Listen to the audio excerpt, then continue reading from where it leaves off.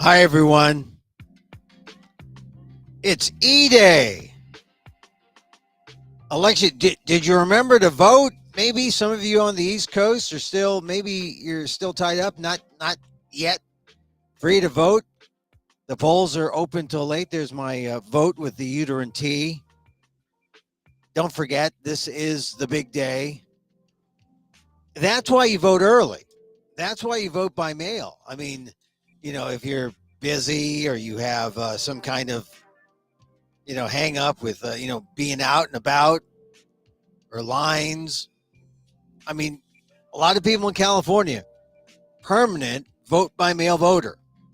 I have to admit, I kind of miss going into the thing that looks like a public urinal, with the divides, the dividers there. But clearly you're standing there, you know what you're doing, you know what you're there to do.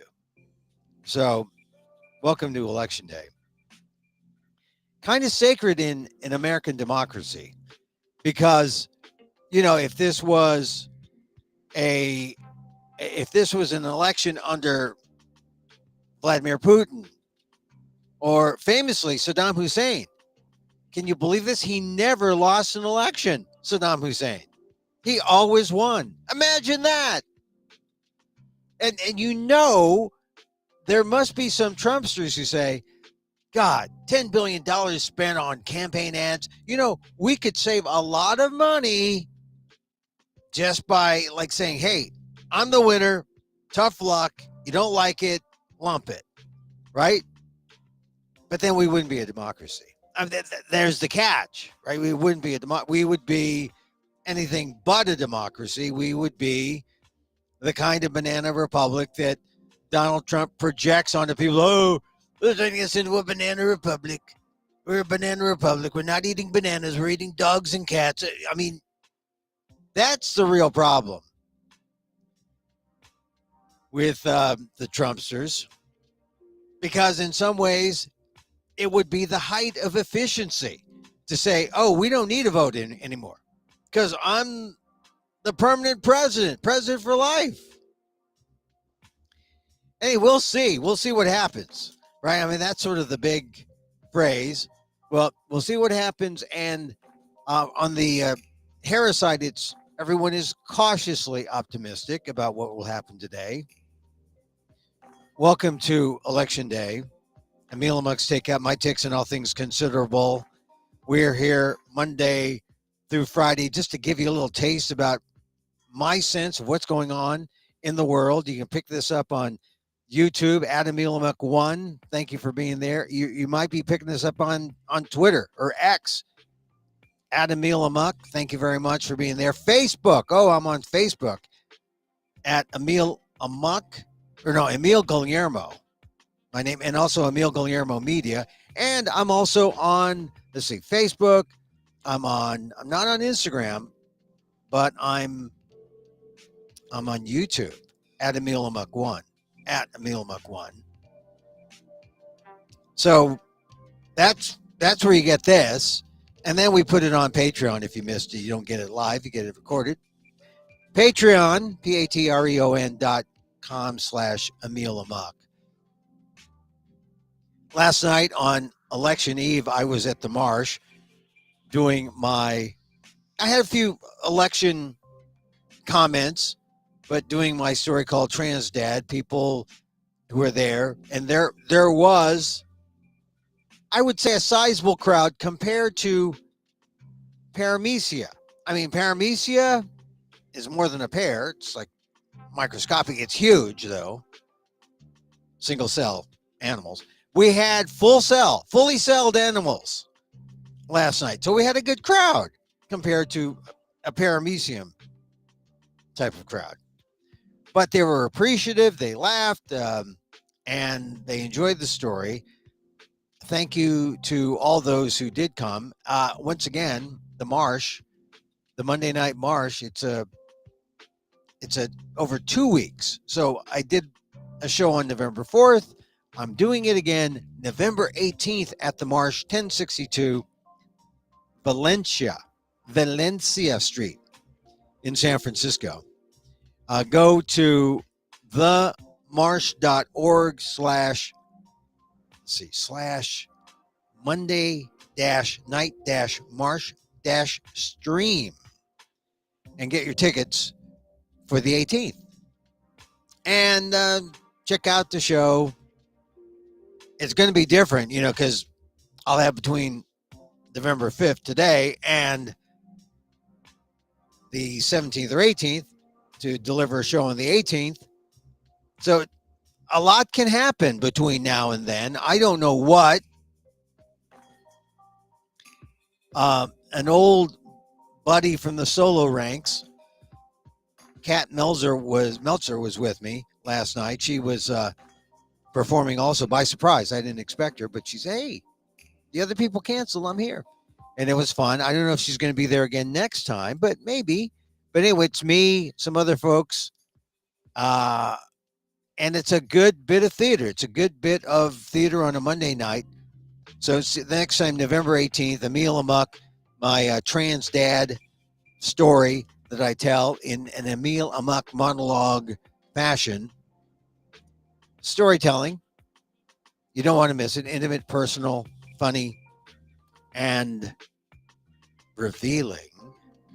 And on election night, it was fun because that the trans issue has been an issue, not necessarily to be a policy.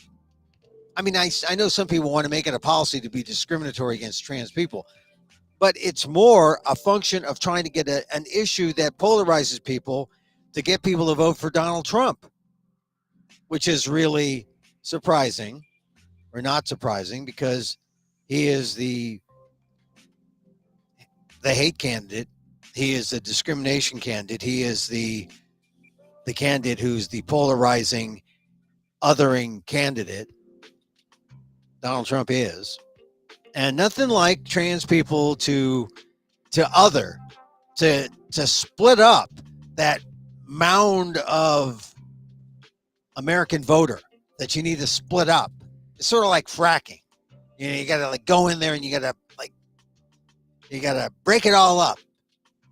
Create these deep fissures to get the votes you want for you, the hard to get votes. And we'll see what happens today. The turnout is hard to say what the turnout is on this day, but in terms of the early vote, we know we have almost a third of the voters, which is a lot, a third of the turnout.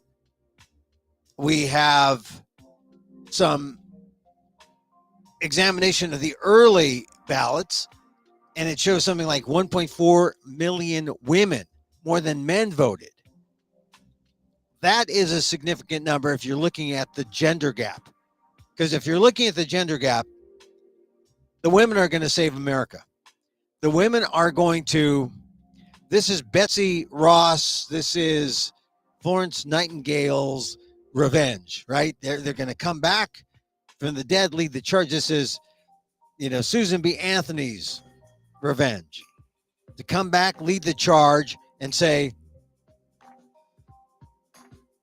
American women are going to lead this thing, and it's going to be so great. It's going to put the first American woman as president in the White House. I mean, that would be the historic, right? That would be the historic way of looking at today and tonight. And, if this happens and we don't get a blue wave, we don't get a red wave, we get an estrogen wave. I mean, just a way, womanhood saying, no, reproductive rights. You can't take away those rights. If you have women speaking out and not just voting for themselves, but voting for their daughters, for their mothers. I have female doctors I've seen interviewed saying, I'm voting for my patients. I'm voting for my future patients. I'm voting for women who will need these services that could be taken away today, or that are taken away. I'm voting for women who need these things and aren't getting them because of politics. I mean, that's the wave that could decide this election. If it's the Catalyst, that's the name of the group. Their look at the early ballots: 1.4 million more female voters than men.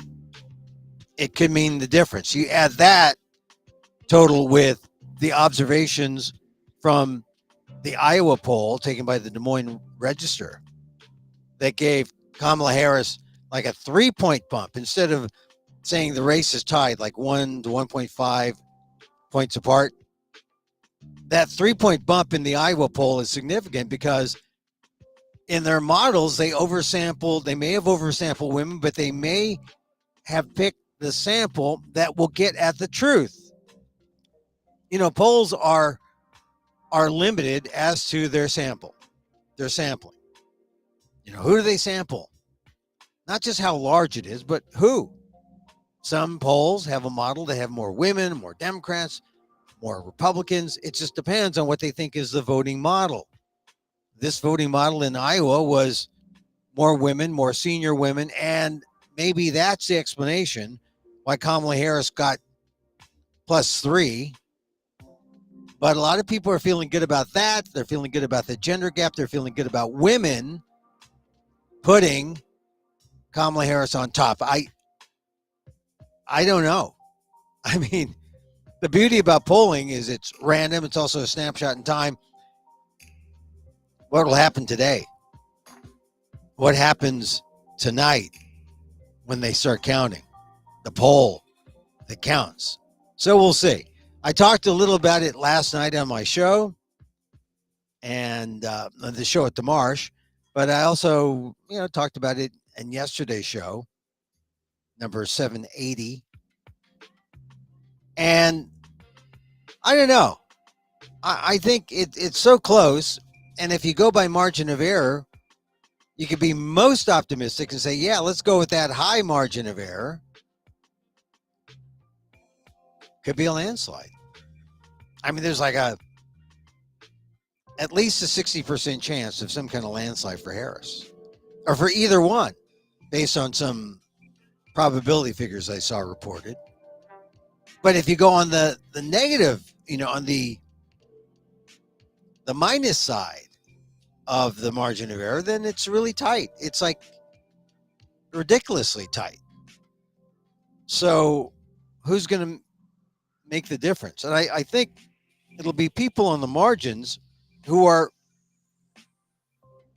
out or overperforming in terms of their voting compared to previous times. So if you voted at a 20% rate and now you're voting at a 60% rate, exaggerating there, but that proves the point. Oh my God, all these voters are coming out. How? Why? How? If this is why it's important for Harris to run it up in the suburbs where she's strong.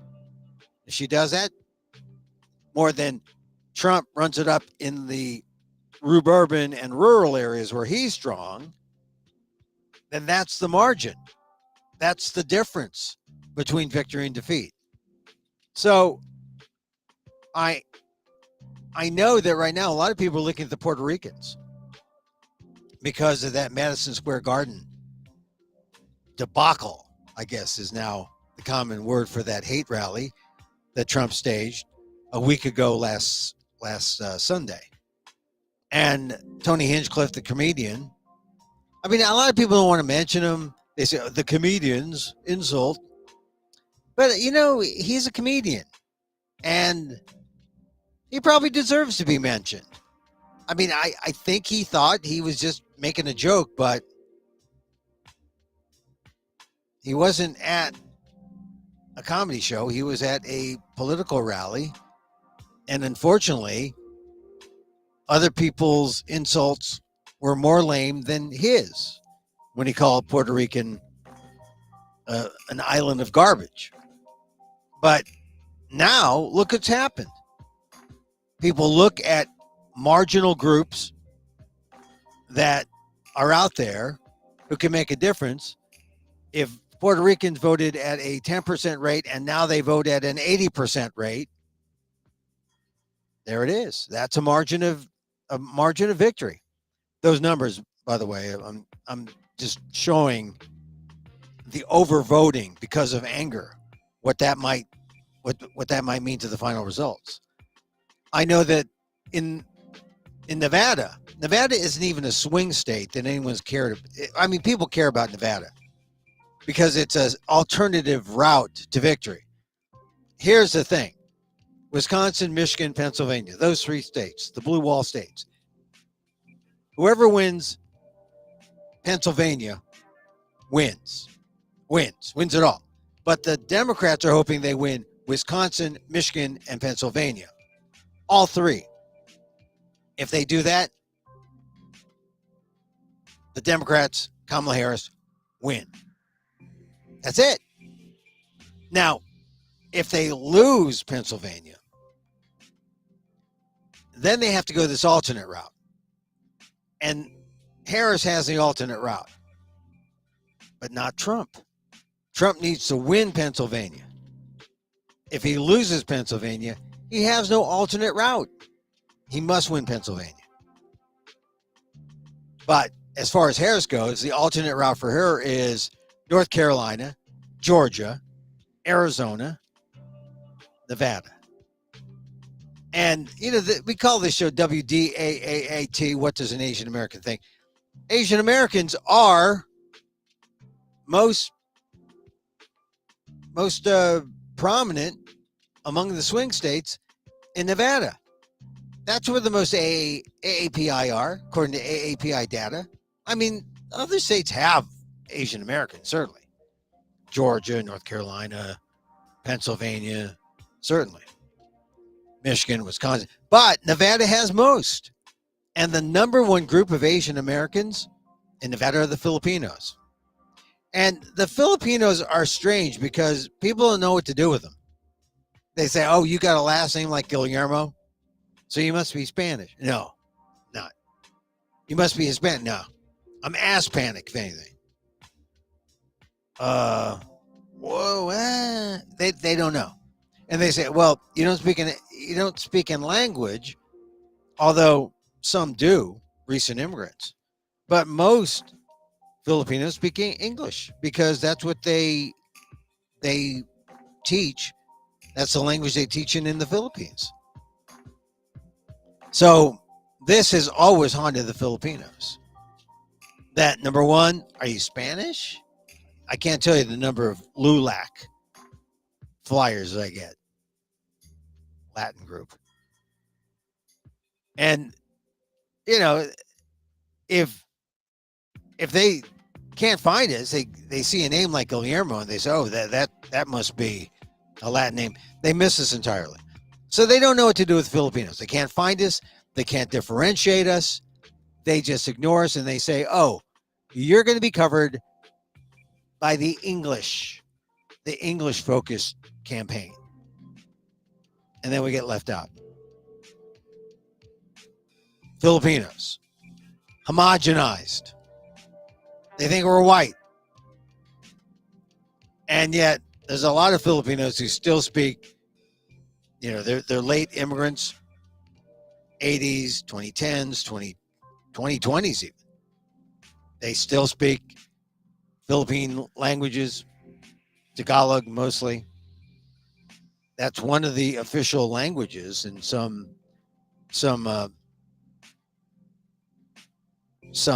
districts where you have to have in-language materials for voting. So they don't know what to do with us. They don't know how to deal with us. And it's too bad because we are about, something like 50,000 votes in Nevada. Just voters, registered voters. That's enough.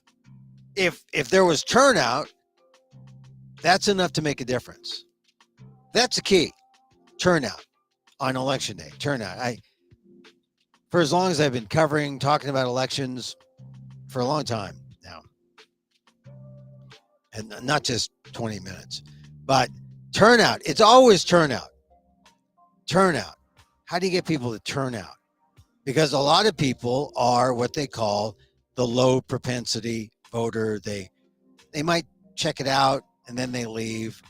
Like it could be a big deal that Joe Rogan today endorsed Donald Trump, because that means that maybe some of Rogan's, his followers would say, "Oh, I guess I got to go vote. Take away my Xbox, give me the ballot box. I'm gonna vote." I don't know. I don't know if those voters really care. I mean, they might, but they haven't. So that's why you got to look at the gender gap. If the gender gap is counteracted by Rogan's endorsement at the last minute, then maybe those early ballots that showed a $1.4 million margin, or 1.4 million voter margin, more females to males, maybe the Rogan endorsement sort of evens that out. But I don't know.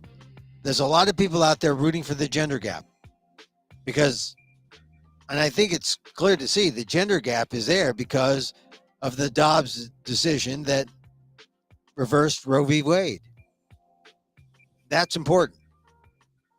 So it's the rights of women dominating, I think, dominating today at the polls, or should be. That's the way I'm seeing it. And we're already seeing some of these early indications. 1.4 million women voting early could make a difference, could make a big difference. And I'm just going to cut this show short because I'll come up and do some pop-ups throughout the night, because I think it's important to just sort of like give some instant reaction. So I'll give some instant reaction here. You'll see it on YouTube at Emil Amok 1.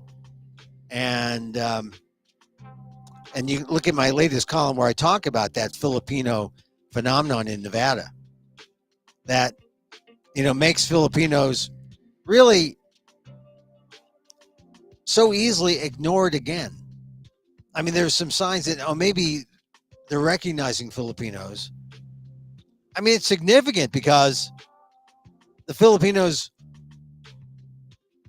they're the largest AAPI voting segment in Nevada, a swing state. So there's significance there. But what caught my eye is when Tony Hinchcliffe insulted the Puerto Ricans by insulting their mother country. There are 5.6 million, something like that, 5.6 million Puerto Ricans in America. They're like 4.2 million Filipinos.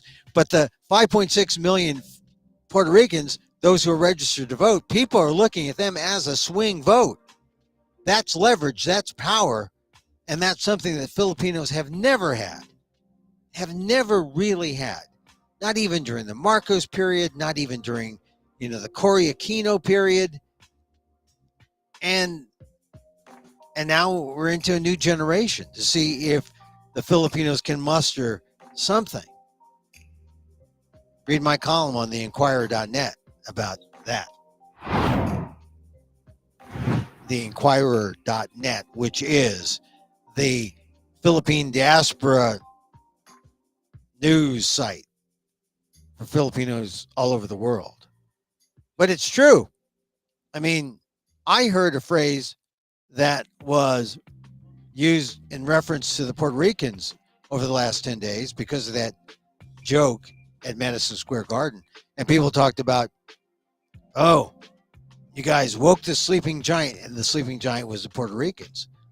I have heard in my lifetime, when I was a young boy, the term sleeping giant referring to Filipinos in the political ranks. Imagine me. That was me as a young boy listening to that. And now here I am, an older man, and we're still using terms like sleeping giant. Because as inclusive as we want our politics to be, we are still exclusive as hell. And this is really disappointing when you think that we had Kamala Harris perhaps the most diverse candidate ever. Jamaican black, Asian American, South Asian Indian. Could be the first, well, she wouldn't be the first biracial because President Obama was biracial, but certainly the first Asian and the first in combination with Asian. It's historical. I mean, that's why we're looking at this. And yet, Kamala Harris did not run an identity campaign. That was not her thing. And yet she was so much closer to blacks. So yeah, she's watching the count at Howard University. She openly talks about, hey, I'm the first HBCU president. Great. I don't hear her buddying up with her AAPI folks. And frankly, I think that has to do with just one thing. There are more of them than there are of us. There are more African Americans than there are Asian Americans. Nothing wrong there. Just that I thought there'd be a little bit more togetherness. But as I've seen in Nevada, I mean, I don't know if it matters if you're Asian American or if you're Filipino American. That's what one can walk away from this election. And we have an Asian American running for president. Does it really matter? Aren't we all just kind of homogenized? So, a thought I think is worth thinking about. Because I thought it would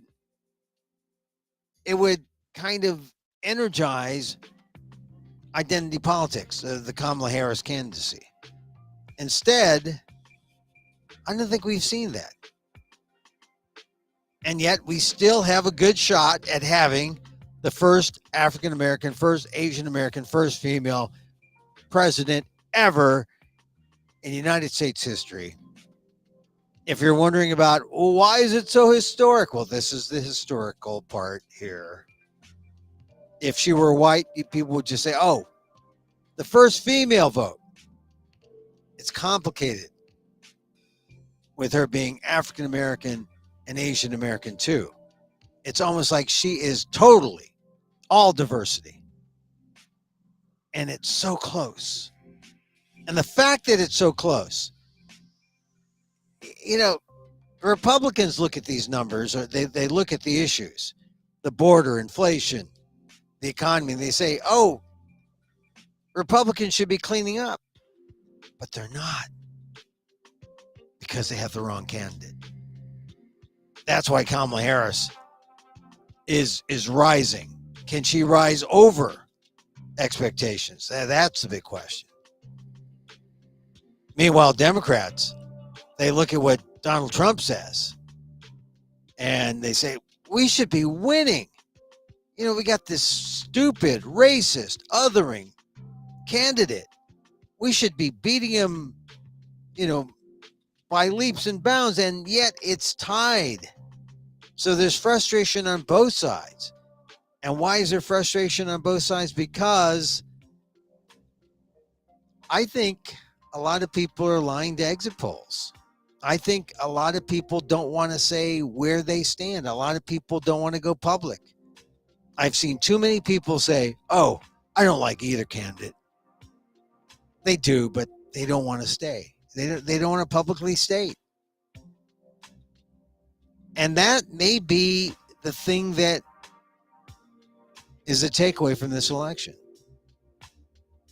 That we have shameful politics and we are ashamed of that, to that extent that our politics is shameless. And who do we blame for that? Donald Trump, the hate candidate. I mean, you look at some things like the Google Trends for the 2024 election news topics. They're just all things that happen, spot things, the assassination, conviction, um, tax on tips. That's policy, but someone mentioned that there was a little bump there. Tim Walz provided a little bump for the Democrats. Robert F. Kennedy Jr., Nancy Pelosi, Springfield. That was a big one late in September. And then the debate, Mark Robinson, the Nazi running for lieutenant governor, North Carolina. That was a real takedown for some Republicans. Elon Musk is in there in terms of Google Trend searches during the campaign. And then, of course, in the final weeks, and this is why the trend is not with Donald Trump, because in the last month or so, you have fascism, Cheney, Madison Square Garden, and Puerto Rico as the top trends in the election. And I think that's got to be a problem for Trump. And maybe the reason why you're seeing Trump come unglued and start talking about all his nonsense is because he's losing. He senses he's losing. And so he has to do the most outrageous, the most shocking things in order to remind people, hey, we're still alive. We're still here. Hey. I think, and that feeds into my shameful politics theory. And it's sad because what happens is people don't want to talk about politics. People are ashamed of their politics. That's what gets me. One of my columns was floating around the internet. My high school, people I know in high school, they were passing it along. One person said, "Oh, do we have to see politics?" And then one person was so sensitive to the other person's feelings, she put up a note saying, "Okay, I'm going to put up a trigger warning. I know we don't want to talk about politics, but here's some politics, and it's written by a fellow alumnus, Emil. She liked the column. She wasn't bothered by it, but clearly someone was.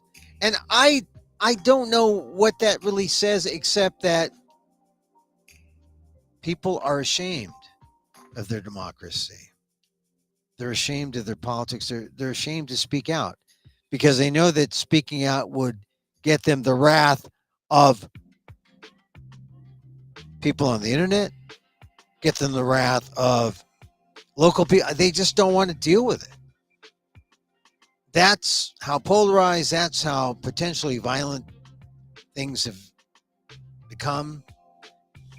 And that may be the lasting trend from this election. Maybe the definition of this election, where it defines our scary, shameful politics, that we're going to need a charismatic, unifying leader to change. And hopefully that charismatic, unifying leader isn't a fascist or lover of Nazism. But there's no guarantees of that. All right, so I'm going to watch the polls. I'll pop up as I see fit. As I know, there's some new exit polls coming out now. Let's see, it's only like 4:30 on the East Coast, and polls close like around 7, something like that, 7, 8. The first numbers aren't due till about 7:30, and Georgia says they're going to have numbers. So if we get an indication, I might pop up. So check us out on our YouTube channel at Emil Amok 1, and anywhere else. Yeah, I wanted to say just a couple of other things to say. I talked about the marsh. It was fun. It was fun last night. Always enjoy going to the marsh.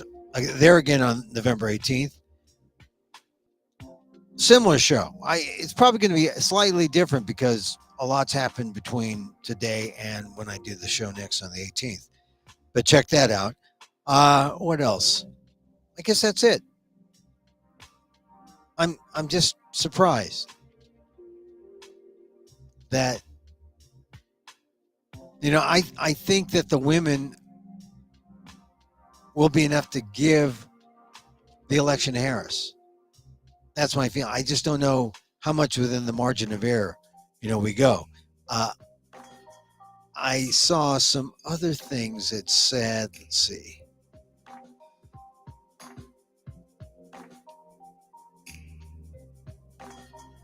They're predicting that 100, let's see. Record turnout will surpass record set in 2020 when 158 million Americans, 66% of eligible voters cast ballots. Can you believe that we're still just at 66%? I mean, we can't get that to 80 or 90 because some people just can't be bothered, I guess. And you're going to see that kind of turnout in Michigan, Massachusetts, New Hampshire, Ohio. And let's see. Experts say higher turnout usually benefits Democrats. It could also be a sign that former President Trump's supporters showed up more reliably than many experts anticipated. So here's one. Nate Silver, the 538 guy, ran 80,000 election simulations last night, which sounds like a big deal, but not when you use a computer. Okay, it's still pretty impressive. 80,000 simulations. Harris won in 40,012 of them. So 40012, which means she got a 12 vote edge. Wow, that is tight. That is tight. And so let's hope that the women prevail, because that'll decide it. The women, where the women go, that'll decide it. All right, that's it for me. We're going to close with a little meditation. Yeah, a little loving kindness, because politics should be about the excitement of being an American. We should be happy, joyous. Who is bringing us joy? Who's bringing us doom? I saw one youngish woman, 25-year-old woman, being interviewed. She said, I voted for Trump. He's the leader. And someone said, what about all the things that he says that are just obnoxious and hateful? She said, well, you can't let everything out there bother you. I mean, I watch The Simpsons and Family Guy, and they say everything about everyone's race. And that's the level of analysis. That's where we're at. Well, I've watched The Simpsons and the Family Guy. Can't get upset. I mean, that's life. You got a buffoon running for president. That's life. That's just the way it is. That's the way America is. So love, we give out love and understanding. And so, as I wish for me, I wish for you. May you be safe. May you be happy. May you be healthy. And may you live with ease. Emil Guillermo here. Till next time.